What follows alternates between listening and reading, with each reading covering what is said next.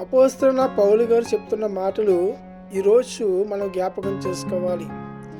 పరిశుద్ధాత్మ వలన కలుగు ఆనందముతోను సంతోషముతోను దేవుని వాక్యాన్ని అంగీకరించండి. అప్పుడు మనందరము ప్రభు పోలి నడుచుకునే వారుగా ఉంటాం. నేను ప్రభు పోలి నడుచుకున్నాను, మీరు కూడా ప్రభు పోలి నడుచుకోండి. నా పోలిని చెప్పట్లేదు ప్రియ దేవుని సంగమా. ఈరోజు ఎవరైతే పరిశుద్ధాత్మ వలన కలుగు ఆనందం ఎవరికైతే ఉందో మనం అందరము దేవుని వాక్యాన్ని అంగీకరించేవారుగా ఉండాలి. దేవుని వాక్యం ఎప్పుడైతే అంగీకరిస్తామో మనము ప్రభుని పోలి నడుచుకునే వారుగా ఉంటాం.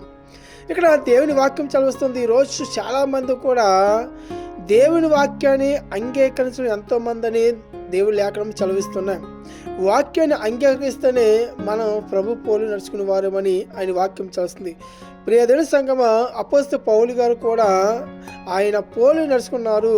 మీరు కూడా అదే పోలికతో నడవండి అని ఆయన వాక్యం హెచ్చరిస్తుంది. మనందరం పరిశుద్ధాత్మ ద్వారా కలగాలంటే కనుక ఖచ్చితంగా మనం ఏం చేయాలండి? దేవుని వాక్యాన్ని అంగీకరించే వారికి ఉండాలి. వాక్యాన్ని విని విడిచిపెట్టకుండా అంగీకరిస్తున్నామా? ఒకసారి గమనించండి. దేవుని సన్నిధికి వస్తున్నామో తప్ప అక్కడ ఏ వాక్యం విన్నావో వాక్యం ఆ హృదయంలో ఉంటుందా? ఆ వాక్యం హృదయంలో భద్రపరుచుకున్నావో ఏ రోజైనా సరే ఒక్కసారి ఆలోచిస్తున్నారా?